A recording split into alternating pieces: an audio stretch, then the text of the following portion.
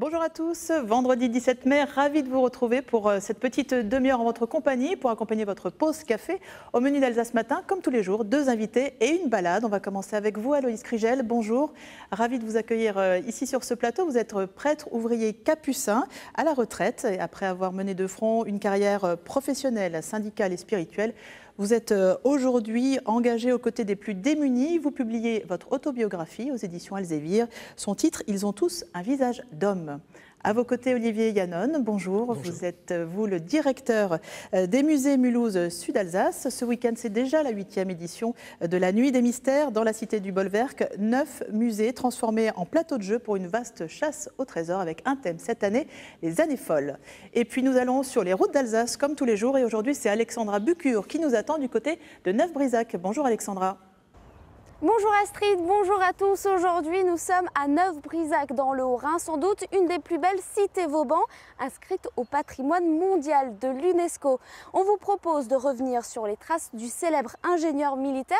Ensuite, on ira voyager au camping de Neuf-Brisach. Enfin, un petit cours d'apiculture. Voilà pour le programme. À tout à l'heure. Je vous emmène du côté de Neuf-Brisach, que vous connaissez peut-être, qui a été inscrite au patrimoine mondial de l'humanité de l'UNESCO, et évidemment connue pour ses fortifications réalisées à la fin du XVIIe siècle. Par Sébastien, le prêtre de Vauban, qu'Alexandra dit avoir retrouvé. Astrid, à présent, je vous propose de remonter le temps direction le XVIIe siècle où nous allons rejoindre Bernard d'Aumar, ou plutôt Monsieur Vauban, le créateur de ces magnifiques fortifications de Neuf-Brisach que vous avez évidemment reconnu. Bonjour Monsieur Vauban.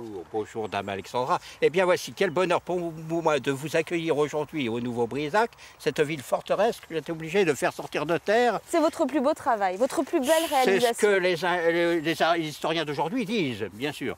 Non, moi je n'ai fait que faire que ce qu'il fallait ici. C'est-à-dire ? Il fallait une forteresse de plaine, enterrée, une forteresse rasante pour tenir l'ennemi le plus loin. Et comme nous sommes en plaine, je fais un plan en étoile parce que l'ennemi peut attaquer la forteresse par tous côtés. Toute l'astuce ici est là, vous voyez. C'est monsieur, enfin c'est le roi Louis XIV qui vous l'a commandé. Oui, Dieudonné le Grand, le 14e. Oui, tout à fait, tout à fait. Il a littéralement craqué sur votre projet. Oui, parce que c'est le plan qu'il fallait. 2 rangées de fossés, 2 rangées d'ouvrages, 3 lignes de feu. C'est considérable. Et c'est ce qui explique qu'elle ne sera jamais prise tant que l'armement n'évoluera pas. Alors, Monsieur Vauban a traversé les siècles. Qui était-il? Qui était ce grand créateur? Un petit gentilhomme de Bourgogne, tout simple. Mais je veux arrêter la guerre, c'est un rêve d'enfant.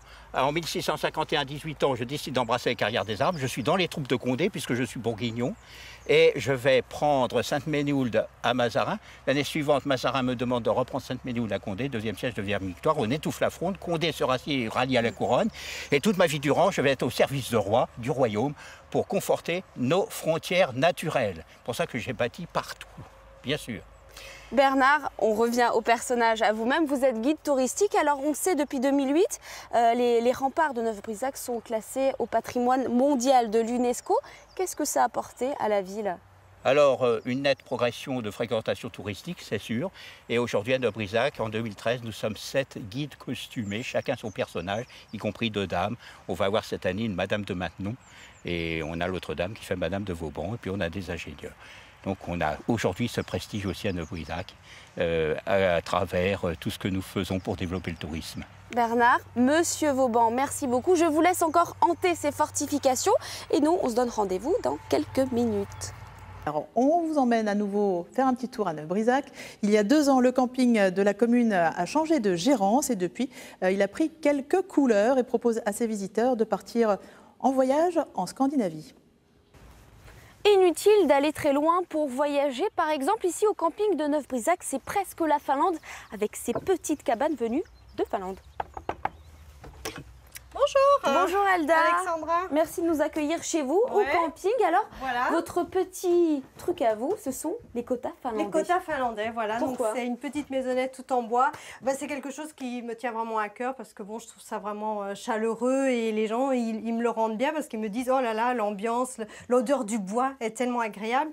Et donc vous avez tout ce qu'il faut pour manger. Donc vous avez également un micro-ondes, un petit frigo, une cafetière. C'est le confort. Voilà, le confort plus ou moins comme à la maison, seulement il n'y a pas d'eau à l'intérieur. C'est une cabane en dur avec une clé. Voilà, mais ça change un peu de la tente traditionnelle. Voilà, ça change un peu de la tente traditionnelle. Oui, et puis là, les gens, ils sont à l'abri s'il pleut ou n'importe. Et donc, il y a un convecteur électrique parce que je fonctionne également pendant les journées d'hiver, en fait, hein, pour les marchés de Noël de Neuf-Brisach. Alors, Alda, vous étiez avant assistante médicale. Pourquoi vous êtes lancée dans le camping? En fait, c'est quelque chose qui me tenait vraiment à cœur parce qu'on adore la nature. Moi et puis mon ami Roland, on voyage à vélo, on adore ça, on adore dormir en forêt, etc. Et puis l'odeur, quoi, c'est ça qui nous manquait.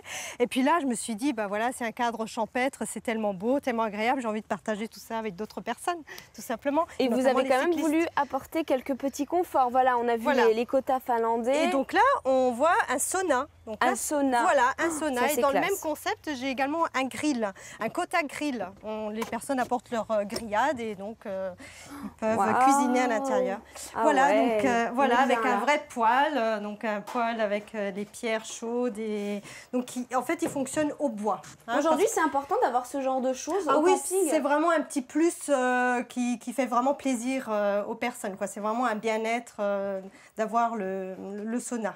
Les gens vraiment, et puis là, bon, je mets de l'essence algérienne, donc il y a une odeur d'eucalyptus qui se diffuse. Et donc les campeurs, ils participent en fait parce que c'est eux-mêmes qui mettent le bois en température en fait. Parce que moi, je règle à 50, vous voyez, pas plus, et puis après, les gens, ils règlent comme ils veulent. Merci beaucoup, Alda. Je vous en prie. Et puis nous, on va faire notre petite séance de sauna, hein? Allez, au revoir.